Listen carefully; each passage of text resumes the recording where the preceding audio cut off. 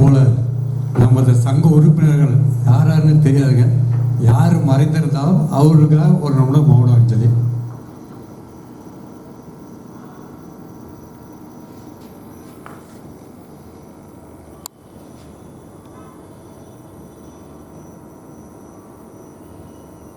நன்றி. அனைவரும் அமரலாம்.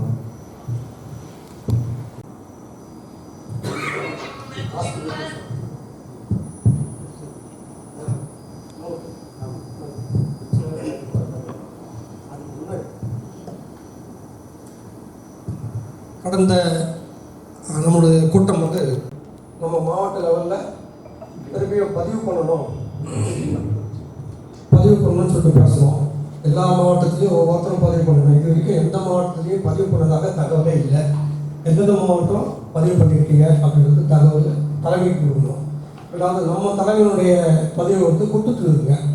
இன்னும் அது முடிவாகி வரல. அது சென்னை போயிட்டு தான் திரும்ப வரணுமா. ரெண்டாவது பழைய பொறுப்பாளர்கள் அதை ரிசைன் பண்ணுறது எழுதி கொடுக்கணும். அதுக்கப்புறம் அதை தலைமை காலத்துக்கு அமைச்சிட்டு சென்னைக்கு அமைச்சு திருப்பி வந்து தான் வராங்க. அதுக்கு முதல்ல நம்ம என்றைக்கு பண்ணுவோம், 2011 பண்ணோம். அதை அப்படியே தொடர்ச்சியாக வருதுங்க. அதாவது இப்போது ரெனியூவல் பண்ணிட்டோம்னா நம்பர் அதே நம்பர்லாம் ரெனியூவல் ஆகிட்டு வரணும். மாவட்டத்தில் மற்ற மாவட்டத்தில் யார் யார் பண்ணீங்கிறத தகவல் கொடுத்துருக்கேன்.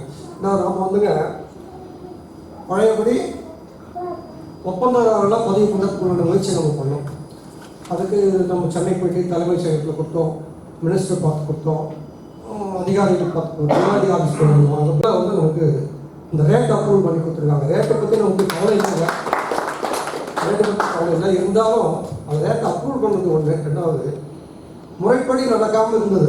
இப்போ எம்புக்கு ரெக்கார்ட் பண்ணணும் அப்படின்ற ஒரு கட்டாய விதிமுறை கொடுத்துருக்காங்க.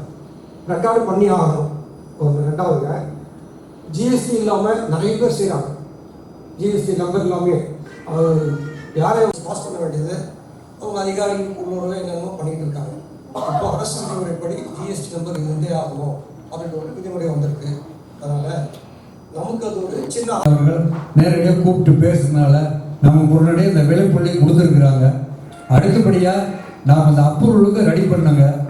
அப்ரூவலுக்கு எல்லோரும் ஒத்துழைக்கணுங்க. இப்போ எப்படின்னா நிறைய பேர் வரமாட்டேங்கிறாங்க.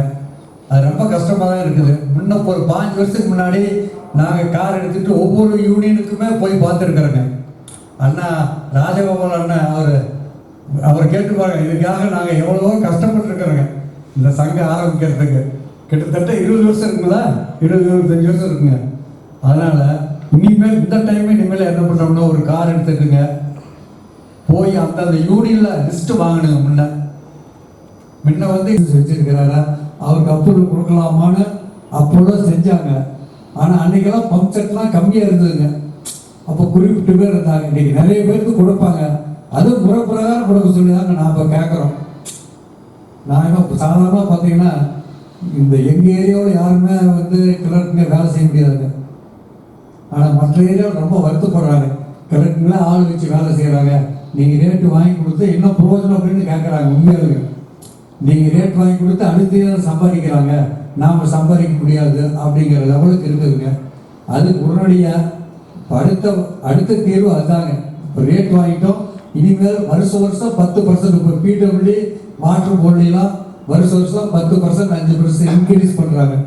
அதே மாதிரி எங்களுக்கு 10% வருஷம் இன்க்ரீஸ் பண்ணிடுங்க. நாங்கள் இனிமேல் அது மாதிரி நாங்கள் 4 வருஷம் 5 வருஷம் கழிச்சாலும் எங்களோட ஒன்றும் வேலை செய்ய முடியும் அப்படின்னு சொல்லிங்க. அதே மாதிரி நாம் வாங்கிடலாங்க.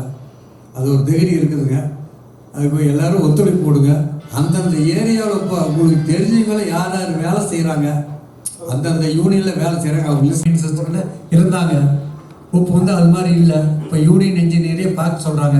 அது கூட இப்போ நாம் என்ன செய்யலாம்னாங்க, அந்த யூனியன் இன்ஜினியரில் வாட்டர் போர்டு 2 இன்ஜினியரில் முன்ன போட்டிருந்தாங்க. தெரியுங்களா யாருக்காச்சும்? கலெக்டரேட்டில் 2 இன்ஜினியருங்க, ஏஇ ஒருத்தர், ஏடபிள்யூ ஒருத்தருங்க போட்டிருந்தாங்க. அவங்க பார்த்து மோட்டர் ரிப்பேருக்கெல்லாம் பில்லு சேங்ஷன் பண்ணாங்க. அவங்களையும் எடுத்துட்டாங்க. யூனியனுக்கு எங்களுக்கு எந்த சம்மந்தம் வேணான்னு எடுத்துட்டாங்க. இன்னைக்கு மார்க்கெட் ரேட் என்ன வருதோ அந்த ரேட் போடுங்க. ரெண்டாவது செலவினங்கள் எல்லாருக்குமே தெரியும். அந்த செலவினங்களை அதோட சேர்த்து போட்டு ரெக்கார்ட் பண்ணியே ஆகும். நம்ம ரெக்கார்ட் பண்ணுறதுக்கு கொஞ்சம் முயற்சி பண்ணுங்க. ஏன் சொன்ன பண்ண மாட்டேன்னு சொல்கிறாங்களோ அந்த பில்லு மட்டும் எங்களுக்கு தகவல் கொடுங்க. நம்ம நேரடியாக பேசலாம். பில் இப்போதைக்கு பார்த்தீங்கன்னா நிறைய பேர் வேலை செய்யாமே இருக்கோம். நிறைய பேர் இப்போதைக்கு பழையவங்க நிறைய இருக்காங்க தவிர இப்போ செய்ய முடியுறதே இல்லை. புதிய ஆளுங்க செய்கிறாங்க, புதிய ஆள் என்னென்னமோ பண்ணிட்டு இருக்காங்க, என்னமோ பண்ணுறாங்க, பில் பாஸ் ஆகுது, யார் யாருக்கு என்ன கொடுக்குறாங்கன்னு தெரியாது, போயிட்டே இருக்கு.